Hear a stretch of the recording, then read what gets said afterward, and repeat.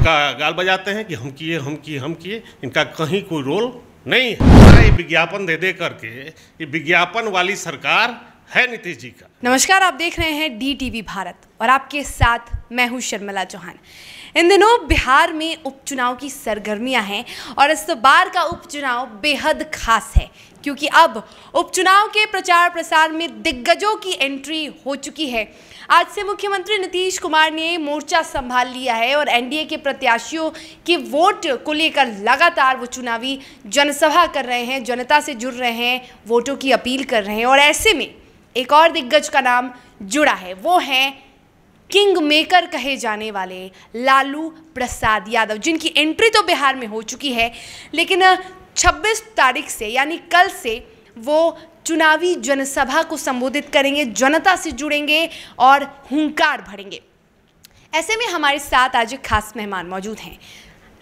राजद के प्रदेश महासचिव हमारे साथ प्रदीप यादव मौजूद हैं। आज हम उनसे बातचीत करेंगे।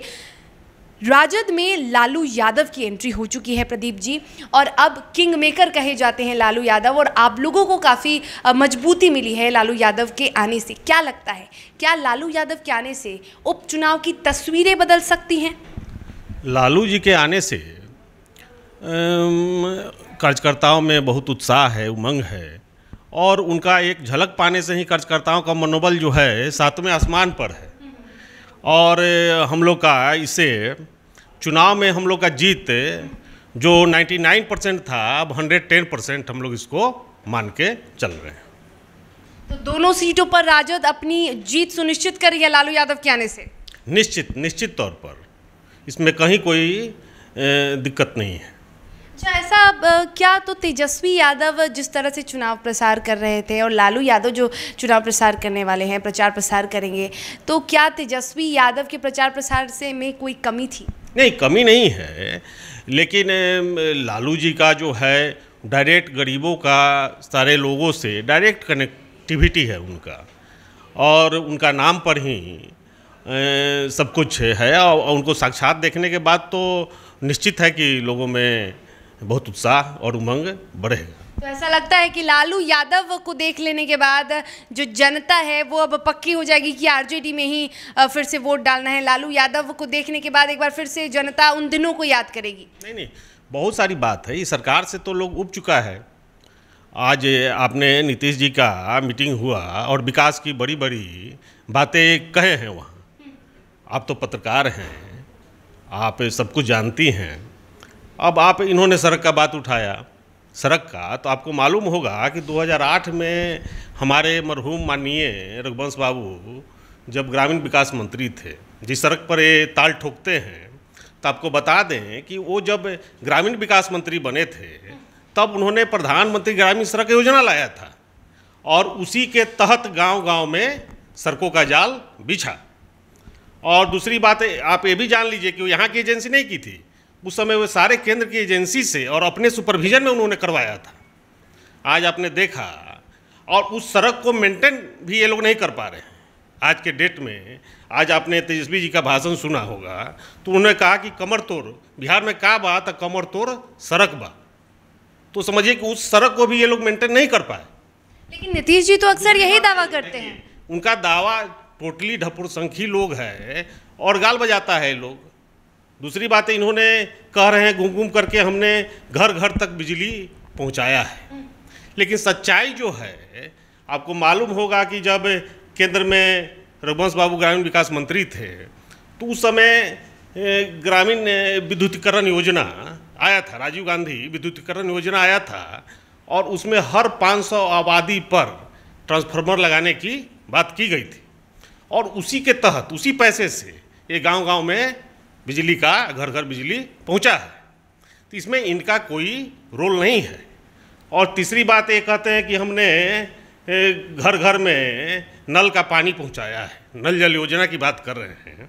आपको मालूम होगा कि उसी सरकार में जब माननीय मनमोहन सिंह जी की सरकार थी, उस समय Rajiv Gandhi drinking water mission आया था 2008 में, और उसी के पैसे से ये लोग ये काम कर रहे हैं। और इसमें समझिए कि ये पूरी योजना जो है नल जल योजना भ्रष्टाचार का भेंट चढ़ चुका है। मतलब आपके कहने का सीधा मतलब है कि नीतीश सरकार ने कुछ नहीं किया? कुछ नहीं, जीरो। अपने संसाधन से इन्होंने कुछ नहीं किया। माननीय लालू प्रसाद जी जब रेल मंत्री थे, आपको याद होगा, तो उन्होंने 60,000 करोड़ का निवेश किया यहाँ। छपरा में भी, दरियापुर में चक्का फैक्ट्री लगाया, मरहौरा में लगाया, मधेपुरा में लगाया, और पटना में जितना आरओबी आप देख रहे हैं, रेलवे ओवरब्रिज, सबको इडकॉन से कराने का काम किया इन्होंने। और सारा ये विज्ञापन दे दे करके, ये विज्ञापन वाली सरकार है नीतीश जी का। इसको और ये झूठ मूठ का गाल बजाते हैं कि हम किए, इनका कहीं कोई रोल नहीं है। लेकिन अभी तो अगर प्रदीप जी हम गलत नहीं है तो अभी कई ऐसी सड़कें हैं जो बनाई गई हैं, कई लंबी दूरियों को कम किया गया है। मुख्यमंत्री जी की बात करें तो वो सड़कों का शिलान्यास करते नजर आते हैं। अटल पथ देख लीजिए, या कई ऐसी सड़कें हैं, मुख्य सड़कें, जिसे नवनिर्मित किया गया, जिसका निर्माण कराया गया। तो ऐसे में ये कहना सही होगा कि सड़कों को लेकर सरकार ने कुछ नहीं किया, या बिजली को लेकर सरकार ने कुछ नहीं किया? बिजली का बात तो हमने आपने बता दिया आपको कि कहाँ से हुआ, इसमें इनका कोई कंट्रीब्यूशन नहीं है। और दूसरी बात है सड़क का, आप हमारा छपरा में हम देखे हैं, NH-19 का हाल देख लीजिए। पिछले कई वर्षों से NH-19 का जो हाल है, लोग जा नहीं सकते उस रास्ते से, और यही हाल पूरे बिहार में सभी सड़कों का है। जितना NH का सड़क है और स्टेट हाईवे का सड़क है, आप घूम के देख लीजिए। अभी कुशेश्वर स्थान हम गए थे, तारापुर गए थे, कहीं भी रास्ता सही नहीं है, कहीं भी रास्ता सही नहीं है। तो ऐसे में अब विपक्ष क्या चाहती है? विपक्ष लगातार सरकार को ये टारगेट कर रही है कि सड़कें सही नहीं है। कुशेश्वर स्थान जब तेजस्वी यादव गए थे तो उन्होंने भी ट्वीट किया था और साफ तौर पर नीतीश कुमार को कहा था कि आप हवाई सर्वेक्षण ना करके आप गाड़ियों से जाएं और जरा सड़कों के हालात को देखें। तो हवाई सर्वेक्षण करते हैं ही, लेकिन आज फिर हवाई सर्वेक्षण ही किया है। आज भी, मतलब आज भी वो विमान से ही गए हैं कुशेश्वर स्थान। धरातल पर नहीं है ना, धरातल पर क्या हो रहा है इनकी जानकारी नहीं है। इनको कुछ चमचा टाइप का ब्यूरोक्रेट्स और कुछ लोग इनको घेरे हुए रहता है, इनको वस्तु स्थिति की जानकारी नहीं है। चलिए, लालू जी आ गए हैं। अब लालू यादव के आने के बाद आरजेडी किस तरह से कौन सी रणनीतियां बना रही है और किस तरह से उपचुनाव को लेकर तैयार हो रही है? तो जनता खुद तैयार है। हम तो आपको पहले भी कहें कि जनता खुद उब चुकी है इनसे, और इसका आप देख लीजिएगा, वोटों का अंतर इतना होगा कि सब लोग चकित हो जाएगा।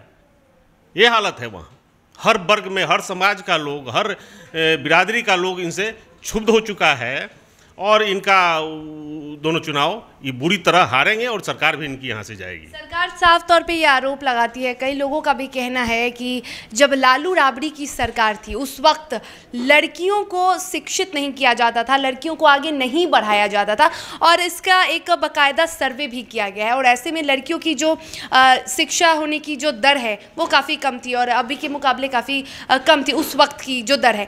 अब नीतीश कुमार लगातार यही दावा करते हैं कि लड़कियों को बढ़ाने का काम कर रहे हैं। वो ऐसे में अब विपक्ष क्या कहेगी? लड़कियों का, महिला के प्रति तो हम लोग की पार्टी हमेशा महिला के प्रति, हम लोगों ने बिहार को पहला महिला मुख्यमंत्री दिया हमारी पार्टी ने।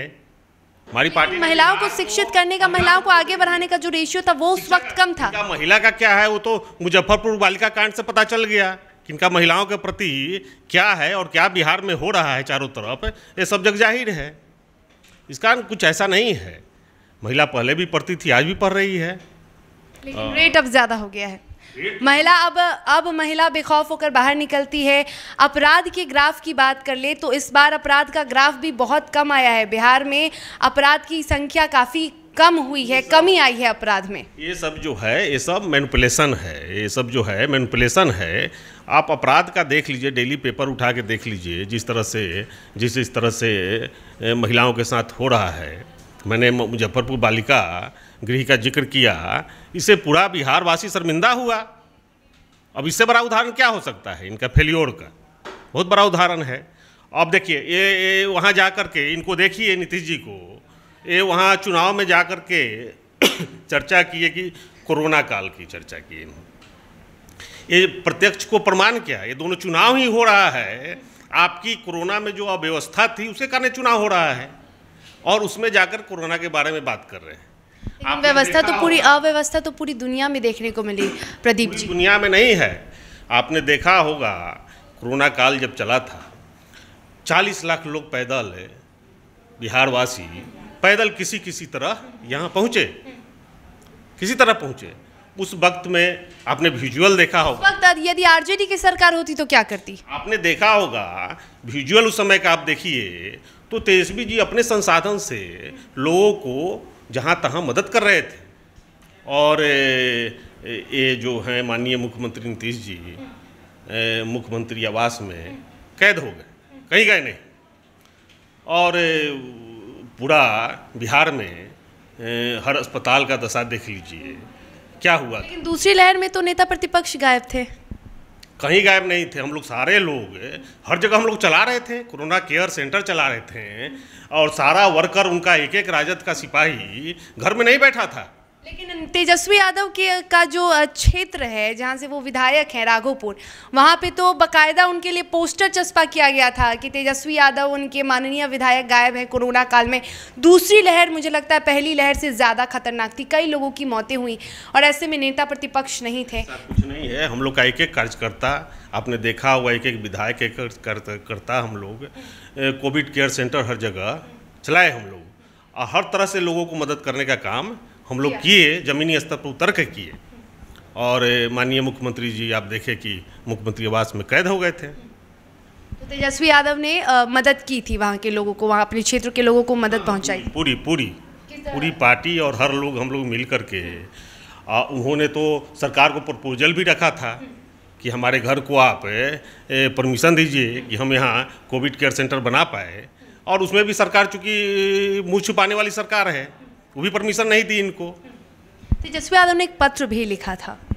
हाँ लिखा था और सरकार परमिशन नहीं दिया, इस कारण नहीं कर पाए हम लोग। लेकिन फिर भी हम लोग अपने स्तर से एक एक कार्यकर्ता, एक एक विधायक, एक एक पार्टी का पदाधिकारी, सब लोग हम लोग घर में नहीं बैठे थे। एक एक लोग को मदद करना और हर तरह से मदद करने का हम लोग काम किया हम लोग। अच्छा, रोजगार को लेकर नेता प्रतिपक्ष काफ़ी बेबाकी से अपनी बातों को रख रहे हैं और अभी जम्मू कश्मीर में जो 4 मजदूरों की हत्या हुई इसको लेकर उन्होंने एक पत्र भी लिखा था, नीतीश कुमार से इसका जवाब भी मांगा था कि आपने जिस तरह से आपकी वजह से उन्हें और सत्ता पक्ष के नेताओं को उन्होंने कसूरवार ठहराया है कि उनकी वजह से जम्मू कश्मीर में मजदूरों की हत्या हुई है। देखिए अब ये विकास का बड़ा बड़ा दावा करते हैं, ये पोल तो इनका खुल गया। इन्होंने कहा कि पलायन को हम रोकेंगे और विकास की बड़े बड़े दावे कर रहे थे। एक भी कल कारखाना खोला हो इन्होंने तो बताएं, कोई कल कारखाना खोला हो और इसका यहाँ का लोग मजबूर है पलायन करने के लिए और उसी में सब हो रहा है। लेकिन अभी तो कई देने में पूरी तरह फेल हैं। हमारे तेजस्वी जी पिछले बार चुनाव में गए थे तो उन्होंने कहा कि हम सरकार बनेगी तो हम पहला दिन 10 लाख लोगों को नौकरी देंगे और ये कोई नई बात नहीं है। लगभग 4.5 लाख जो है सृजित पद है जो रिक्त है और उसको भरने की बात की थी उन्होंने। तो वो काम तो फिलहाल सरकार भी कर रही है। ऑर्डर का बात कर रहे हैं आप, राष्ट्रीय औसत जो है 1 लाख पर 1000 पुलिसकर्मी का है, लेकिन बिहार में 1 लाख पर मात्र 77 पुलिसकर्मी हैं। उस रेशियो को मेंटेन करने की बात की थी उन्होंने, उस रेशियो को मेंटेन करने की बात की थी और हम लोग लगातार इसी सब सवाल पर हम लोग चुनाव लड़ रहे हैं और आगे हर कदम पर हम लोग सवाल उठाते रहेंगे उनको। तो चलिए, उपचुनाव में यदि दोनों सीटों पर आरजेडी जीत जाती है, दोनों सीट यदि आरजेडी अपने कब्जे में करती है तो क्या आरजेडी की सरकार बिहार में पक्की है? बन सकती है, कोई आश्चर्य का बात नहीं है। और दोनों सीट हम लोग जीत गए और ये तो हम लोग मान के चलते हैं कि ये सरकार हमारी बनी हुई थी। इन्होंने उलटफेर करके वोटों का हेरा फेरी करके सरकार बनाए हैं। इस कारण सरकार को हम लोग पूरी तरह से अवैध मानते हैं कि सरकार पूरी तरह से अवैध है। सरकार को हम लोग वैध नहीं मानते हैं। चलिए, तो सरकार को आप वैध नहीं मानते हैं और यदि एक सीट पर आरजेडी जीती यदि या फिर ये मान लीजिए कि यदि आरजेडी की सरकार बनती है तो आरजेडी क्या करेगी?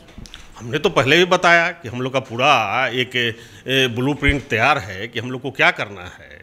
पहले ही कहे थे कि 10 लाख लोगों को हम लोग पढ़ाई लिखाई सिंचाई कमाई, ये तेजस्वी यादव लगातार कहते हैं। तो क्या तेजस्वी यादव की जब सरकार बनती है आरजेडी की तो क्या इन 4-5 मुद्दों पर तेजस्वी यादव फोकस करेंगे? हाँ, निश्चित तौर पर आपको एक बदला हुआ बिहार दिखेगा और बिहार को हम लोग ऊंचाई पर ले जाने का जो एक सपना हम लोग देखे हैं उस सपने को हम लोग साकार करेंगे। एक आखिरी सवाल, तेजस्वी यादव यहाँ उपचुनाव में अपनी ताकत को झोंक रहे हैं। अब लालू प्रसाद यादव आ चुके हैं अपनी जान को डालने के लिए, अपनी ताकत को झोंकने के लिए। और बड़े बेटे तेज प्रताप यादव वो हर जगह से इस अहम, कह सकते हैं कि अभी काफ़ी अहम दिन चल रहा है। इन दिनों उपचुनाव की सरगर्मियाँ तेज और तेज प्रताप यादव गायब हैं। आपसी कलह से जूझ रहा है राजद परिवार। कैसे उपचुनाव में जीत होगी? कोई आपसी कलह नहीं है, ये बड़ा परिवार है और ये सब छोटा मोटा घटना होते रहता है। इसका साथ मिलकर लड़ते तो जीत निश्चित होती, लेकिन अभी साथ नहीं है तो क्या जीत हो पाएगी, लगता है आपको? मुख्य है मुद्दा रोजगार का, मुख्य मुद्दा है सरकार का फेल्योर का, और ये सब मुख्य मुद्दा है। बाकी सब चीज़ें का कोई माने मतलब नहीं है। लेकिन सत्ता पक्ष के लिए तो ये बहुत अहम मुद्दा है। इस सत्ता पक्ष को कहने के लिए कुछ है नहीं, कहने को कुछ है नहीं, तो यही सब चीज़ सत्ता पक्ष उठा रही है, इसका कोई माने मतलब है नहीं। तो हमारे साथ आरजेडी के प्रदेश महासचिव प्रदीप यादव जी हैं और इन्होंने साफ तौर पर कहा है कि ये जो सरकार है यानी नीतीश सरकार, ये पूरी तरह से फेल्योर हो चुकी है। आरजेडी की सरकार बनती है तो पूरा ब्लूप्रिंट तैयार है, सबसे ज़्यादा फोकस रोजगार पे किया जाएगा। अब देखना ये है कि उपचुनाव के परिणाम क्या कहते हैं। क्या वाकई जनता राजद सरकार चाहती है या बिहार में एक बार फिर से नीतीश की सरकार बनेगी?